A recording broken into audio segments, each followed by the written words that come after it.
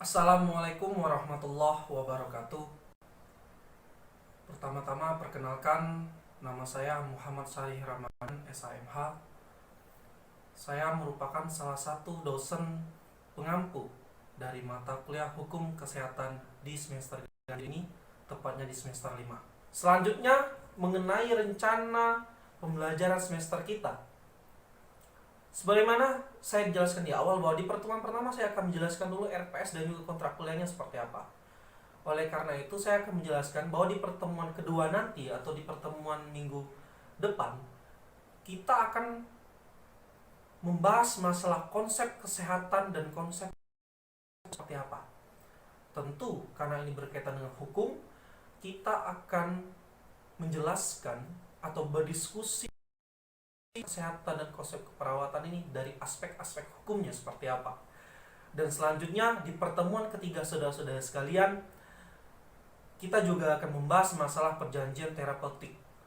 Kita akan menjelaskan dan kita akan berdiskusi apa yang dimaksud dengan terapeutik, tujuan transaksi terapeutik itu apa, dasar hukumnya transaksi terapeutik itu seperti apa, skema perjanjian terapeutik dan syarat sahnya transaksi terapeutik. Ingat, berkaitan syarat sahnya ini kita akan membahas tentu soal masalah pasal 1320 KUH Perdata. Karena ini kita akan menghubungkan atau mengkorelasinya dalam konteks perjanjian diatur dalam kitab Undang-Undang Hukum Perdata. Dan kita akan belajar mengenai akibat transaksi terapeutik, dan kita akan mempelajari masalah unsur kesalahan dan kelalaian dalam perjanjian terapeutik itu seperti apa. Mengenai kesalahan dan kelalaian ini, saudara perlu diketahui kita mempelajarinya di dalam hukum perikatan maupun hukum perdata bahwa ini diatur di dalam pasal 21 KUH Perdata. Dan inilah di dalam pertemuan ketiga nanti kita akan bahas terapeutik. Selanjutnya di pertemuan keempat kita akan mempelajari hubungan hukum antara dokter dan pasien. Di situ kita akan mempelajari hak dan kewajiban dokter maupun pasien yang diatur di dalam Undang-Undang Nomor 29 Tahun 2004 tentang praktek kedokteran, dan juga kita akan mempelajari jenis-jenis hubungan dokter dan pasien itu, yang dimana hubungan dokter dan pasien ini ada terdiri dari hubungan paternalistik atau asimetris dan juga hubungan partnership. Disitulah kita akan membahas masalah hubungan dokter dan pasien tersebut, terutama dari aspek-aspek hukumnya itu seperti apa. Selanjutnya di pertemuan kelima kita akan membahas masalah wan prestasi, perbuatan melawan hukum, dan juga zakwarneming terhadap atau dalam tindakan dokter terhadap pasien ini sendiri. Jelas jika berbicara masalah wan dan juga zakwarneming, maka itu kita akan mengkorelasikan aspek hubungan antara dokter dan pasien ini dalam konteks teori hukum perjanjian atau hukum perikatan. Selanjutnya di pertemuan keenam kita akan mempelajari mengenai standar pelayanan kesehatan, mulai dari standar profesi medis itu apa, audit medis seperti apa, resiko medis, ada namanya rekam medis, ada namanya informed consent atau biasa disebut persetujuan tindakan medis, dan terakhir second opinion, yaitu tindakan yang dilakukan oleh pasien, yaitu terkait masalah kesehatannya. Ini berbicara masalah second opinion juga. Dan selanjutnya di pertemuan ketujuh kita akan membahas masalah akibat hukum kesalahan dan kelalaian dalam pelayanan kesehatan, yang dimana akibat hukum kesalahan dan kelalaian ini kita akan mempelajari itu seperti apa, unsur-unsur kelalaiannya seperti apa, termasuk masalah tanggung jawab perdata dalam pelayanan kesehatan, tanggung jawab pidana, hingga tanggung jawab administrasi dalam pelayanan kesehatan itu seperti apa. Dan selanjutnya di pertemuan 8 kita juga akan berdiskusi dan mempelajari masalah aspek hukum pengobatan tradisional. Jadi di dalam hukum kesehatan ini kita juga menyinggung persoalan pengobatan tradisional yang tentunya kita akan mempelajari dari aspek pengertian klasifikasinya hingga obat tradisional itu seperti apa. Yang tentunya juga yang tidak kalah pentingnya kita juga akan membahas masalah penyelenggaraan pengobatan tradisional ini dari aspek yuridis atau segi hukumnya seperti apa. Dan di pertemuan 9 kita akan mengadakan ujian tengah semester, saudara-saudara sekalian. Selanjutnya, di dalam pertemuan 10 nanti atau setelah ujian tengah semester, kita akan mempelajari masalah praktek medis. Di sini kita sebagai orang hukum atau orang yang mempelajari segi-segi hukum dalam dunia kesehatan mengajarkan kepada saudara, dan tentunya kita akan berdiskusi malpraktek medis ini dalam aspek pidana seperti apa, aspek perdata seperti apa, dan termasuk aspek hukum administrasi negara itu apa. Yang tentunya di dalam malpraktek medis ini kita pada dasarnya akan jelaskan terlebih dahulu jenis-jenisnya seperti apa, latar belakang dari malpraktek medis ini seperti apa, termasuk bagaimana membuktikan malpraktek medis ini seperti apa. Selanjutnya di pertemuan 11 kita akan belajar juga atau berdiskusi mengenai tindakan euthanasia. Euthanasia ini saudara perlu diketahui, ini definisi singkatnya ialah soal bunuh diri. Tetapi ingat, bunuh diri dalam arti ini bukan dalam arti common sense atau pandangan umum yang saudara ketahui, tetapi ini konteksnya ialah kita akan membahas dalam aspek apa. Karena masalah euthanasia ini sangat menarik kita bahas, terutama dari segi aspek hukumnya, tepatnya di kitab undang-undang, dari aspek agamanya, dan juga tentang aspek hak asasi manusia seperti apa.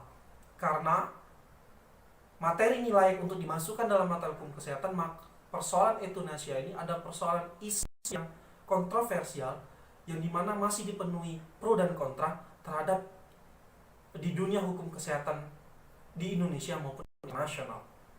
Selanjutnya di pertemuan ke-13 kita juga akan mempelajari masalah tindakan aborsi. Kita akan mempelajari pengertian dan jenis aborsi itu apa, aspek hukumnya yang mengatur seperti apa, dan juga penanggulangan kehamilan akibat perusahaan dengan pengguguran kandungan atau aborsi, apakah itu diperbolehkan dari aspek hukum atau tidak. Selanjutnya kita akan mempelajari bagaimana sengketa medik dan juga alternatif penyelesaiannya seperti apa. Di pertemuan 15 kita akan mempelajari mengenai proses mediasi dalam penyelesaian itu seperti apa. Dan pertemuan terakhir di pertemuan ke-16, baiklah sekilas dari penjelasan saya mengenai rencana pembelajaran semester dan juga kontrak kuliah mata kesehatan ini. Sampai jumpa di pertemuan selanjutnya dan materi yang akan saya sampaikan. Sekian, terima kasih. Mohon maaf jika ada salah. Wassalamualaikum warahmatullahi wabarakatuh.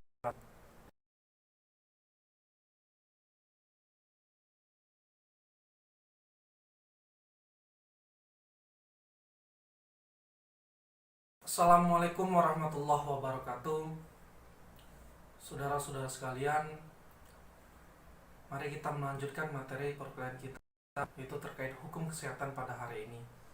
Adapun materi ini ialah kita akan mempelajari dan juga berdiskusi mengenai informed consent atau biasa disebut dengan persetujuan tindakan kedokteran. Ya saudara-saudara sekalian, mari kita membahas apa yang dimaksud dengan informed consent atau persetujuan tindakan kedokteran ini.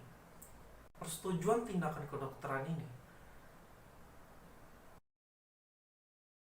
di dalam pasal 1 Permenkes nomor 290 tahun 2008 tentang persetujuan tindakan kedokteran. Persetujuan tindakan kedokteran adalah persetujuan yang diberikan pasien atau keluarga atas dasar penjelasan mengenai tindakan medik yang akan dilakukan terhadap pasien tersebut. Jadi pada dasarnya setiap tindakan medis yang dilakukan oleh dokter terhadap diri pasien itu tidak harus mendapatkan persetujuan terlebih dahulu dari pasien maupun keluarganya. Hal ini kenapa? Karena ini pada dasarnya ini berkaitan dengan masalah kesehatan diri pasien. Dan perlu diketahui bahwa di dalam prinsip hukum kesehatan, terutama tindakan medis yang harus dilakukan oleh dokter terhadap diri pasien, itu ada namanya prinsip kehati-hatian. Oleh karena itu sangat dibutuhkan adanya informed consent atau persetujuan tindakan medis yang diberikan pada pasien terhadap dokter tersebut. Lantas, menjadi pertanyaan selanjutnya, apa saja atau hal-hal apa saja yang diatur di dalam informed consent itu sendiri sekalian? Dari aspek peraturan perundang-undangan ya, lebih tepatnya di dalam Undang-Undang Nomor 29 Tahun Praktek Kedokteran, yaitu di dalam pasal 45 ayat 3 itu sudah menjelaskan secara spesifik hal-hal apa saja yang ada dalam informed consent. Di dalam pasal 45 ayat 3 disebutkan bahwa persetujuan yang diberikan pada pasien tersebut itu harus dilandasi dengan penjelasan secara lengkap yang diberikan kepada dokter. Nah, apa penjelasan tersebut? Itulah yang diatur dalam pasal 45 ayat 3. Di dalam pasal 45 ayat 3, informed consent harus menerangkan yang pertama, persoalan diagnosis dan tata cara tindakan medis. Selanjutnya, tujuan tindakan medis yang dilakukan terhadap pasien itu untuk apa? Yang ketiga, alternatif tindakan lain dan resikonya itu seperti apa? Yang keempat, resiko dan komplikasi yang mungkin terjadi dari tindakan medis itu seperti apa? Dan terakhir, yang kelima, prognosis terhadap tindakan yang dilakukan terhadap diri pasien itu. Nah, hal-hal kelima komponen inilah yang harus disampaikan kepada dokter, karena dari 5 komponen inilah akan menjadi pertimbangan diri pasien bahwa dia menyetujui atau tidak. Ingat, di dalam Undang-Undang Praktek Kedokteran menyangkut hak dan kewajiban pasien, dan salah satu hak pasien bahwa pasien mempunyai hak untuk menolak atas tindakan medis yang ingin diterima atau dilakukannya oleh dokter terhadap diri pasien tersebut. Jadi 5 komponen ini harus diberikan atau dikasih tahu kepada dokter supaya si pasien dapat memberi pertimbangan apakah dia menyetujui atau tidak. Adapun persetujuan ini sebagaimana diatur di dalam pasal 45 ayat 4, bahwa persetujuan tersebut dapat diberikan secara tertulis maupun secara lisan. Saudara-saudara sekalian, perlu diketahui juga, sebagaimana di awal saya mengatakan, setiap tindakan medis yang dilakukan dokter terhadap pasien pada dasarnya harus mendapatkan persetujuan dari pasien maupun keluarganya. Kenapa? Dikarenakan jika setiap tindakan medis yang dilakukan oleh dokter terhadap diri pasien tersebut tidak berdasarkan persetujuan atau tidak adanya informed consent, maka ada konsekuensi hukum yang dapat diterima oleh diri si dokter. Apa yang pertama? Yang pertama, tindakan dokter tersebut dianggap sebagai perbuatan melawan hukum, sebagaimana diatur dalam pasal 1365 KUH Perdata. Itu konsekuensi hukumnya jika tindakan medis tersebut tidak diminta persetujuannya dari pihak pasien maupun keluarganya. Yang kedua, tindakan medis yang dilakukan tanpa adanya persetujuan dari pasien maupun keluarga bisa juga dikonotasikan atau ditafsirkan sebagai bentuk penganiayaan atau bahkan pembunuhan sebagaimana diatur dalam pasal 338 KUH Pidana atau Kitab Undang-Undang Hukum Pidana kita. Ketiga, bahwa si dokter dianggap telah melanggar kode etik profesi. Kenapa dianggap melanggar kode etik profesi? Karena di dalam kode etik profesi dokter tersebut, dokter salah satunya harus memperhatikan hak-hak pasien itu seperti apa. Dan ingat, hak-hak pasien tersebut salah satunya hak-hak untuk mendapatkan informasi. Hak-hak untuk mendapatkan informasi itulah salah satunya terkait masalah informed consent. Saudara-saudara sekalian, itu. Namun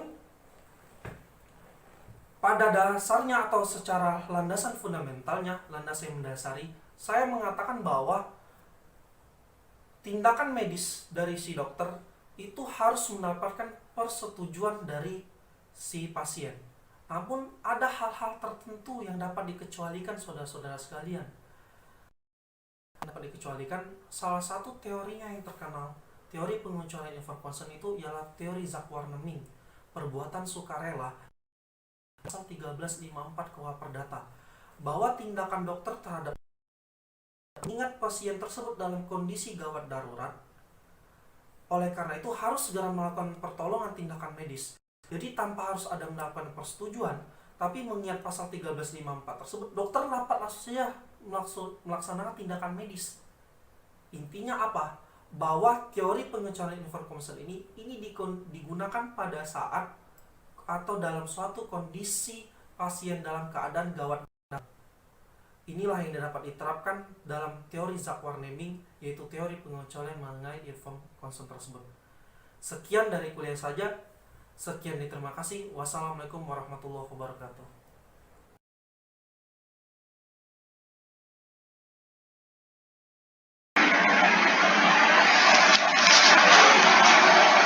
Assalamualaikum warahmatullahi wabarakatuh.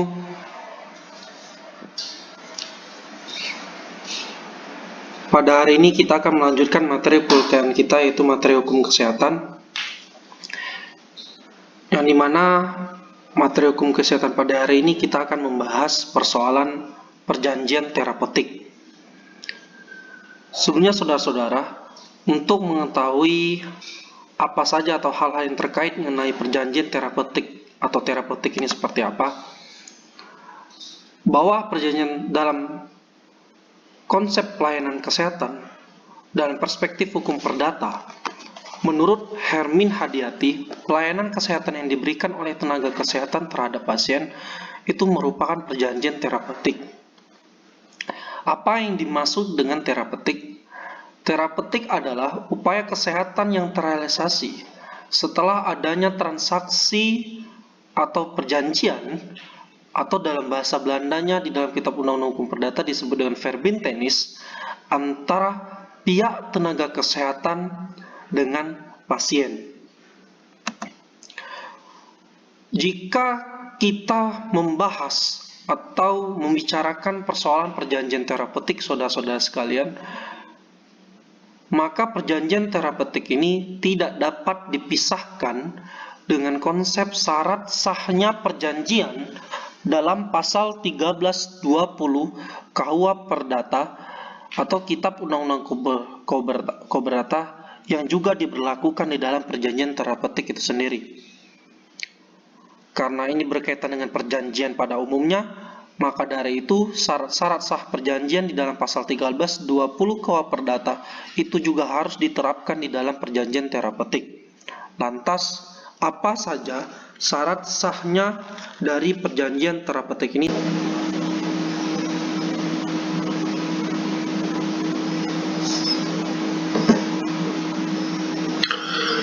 Syarat yang pertama ialah sepakat mereka yang mengikatkan diri.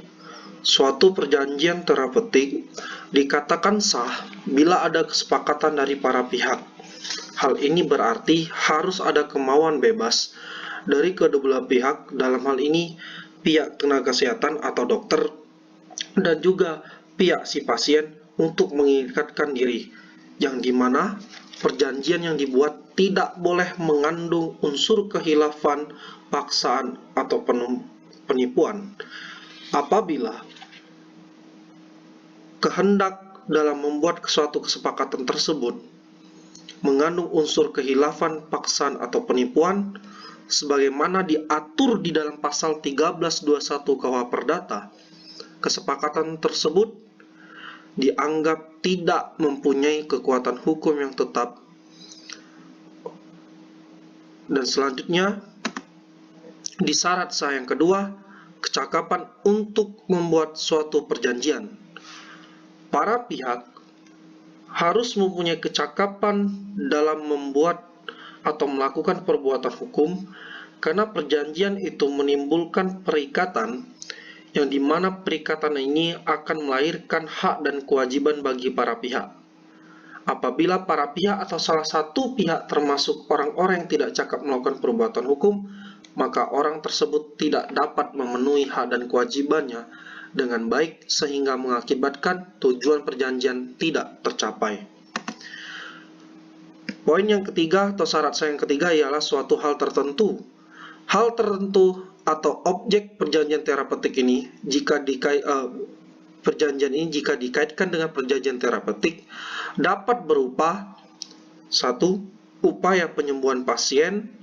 Yang kedua, upaya meringankan penyakit yang diderita pasien, dan yang ketiga, memperpanjang hidup bagi pasien yang sudah kritis atau gawat darurat. Ketiga poin inilah bisa dikategorikan sebagai objek perjanjian yang ada di dalam perjanjian terapeutik. Yang terakhir atau syarat yang keempat, suatu sebab yang halal. Artinya ialah tidak bertentangan dengan undang-undang, tidak bertentangan dengan kesusilaan maupun ketertiban umum. Perlu diketahui, yang dimaksud dengan sebab di sini adalah tujuan perjanjian. Jika dikaitkan dengan perjanjian terapeutik, maka tujuan perjanjian terapeutik adalah menyembuhkan pasien dari penyakit.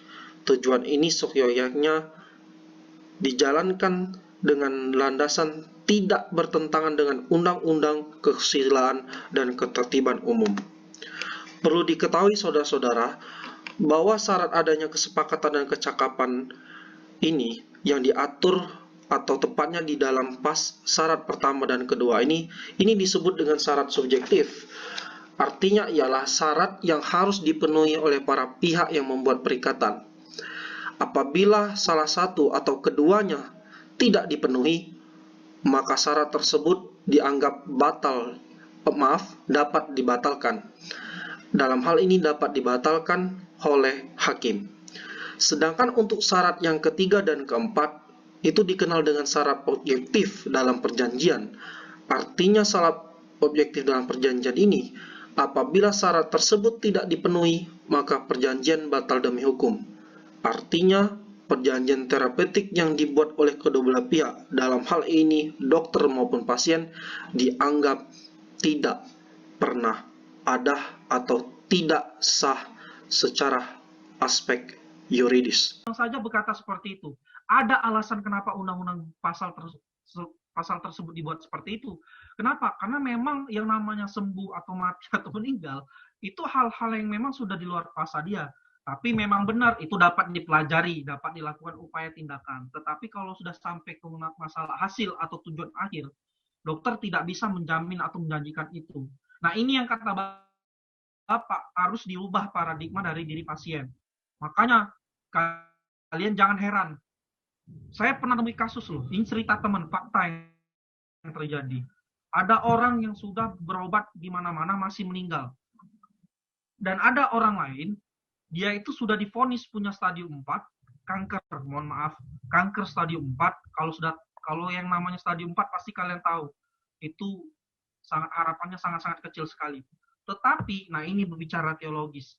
Katanya sebelum kejadian dia melakukan ketika ingin menerima tindakan operasi lah, tindakan medis dari dokter, dia sebelum-sebelumnya itu, nah ini sudah berbicara masalah ini ya, hal-hal teologis. Dia orangnya free, pikirannya yang nggak terlalu mikirin kira-kira berhasil atau enggak operasinya, orangnya baik, tiba-tiba, dan orangnya selalu ceria. Pada saat dia datang ke dokter tersebut, diperiksa oleh dokter, kankernya sudah tidak ada. Fakta loh. Ada yang ngomong karena dia memang orangnya banyak sedekah, saya dengar. Saya nggak mau terlibat ke situ. Ya, saya percaya sih dengan seperti itu. Tetapi kalau berbicara masalah bahasa kedokteran, hal seperti itu kan kalau mau diterima secara logis susah. Kenapa? Karena sudah dibuktikan secara medis dia sudah terkena kanker. Tapi kok ada gitu loh orang sembuh. Nah, itu maksud saya. Jangankan kita ngomongin masalah undang-undang, hal-hal yang realita kita terjadi pun memang ada hal yang sebenarnya tidak mungkin bisa jadi mungkin. Makanya kenapa kenapa dokter dalam hal ini lebih dikuatkan kepada aspek perjanjian spanning parvintenis, yaitu perjanjian yang berorientasi kepada upaya atau proses, karena memang seperti itu. Jadi sebenarnya saudara-saudara sekalian, yang digugat kepada dokter itu, kalau terjadi kasus malpraktek, itu bukan karena dia mati meninggal sebenarnya. Bukan karena dia mati meninggal, tapi yang digugat apakah standar medis yang dilakukan oleh dokter ini itu dilakukan sesuai dengan standar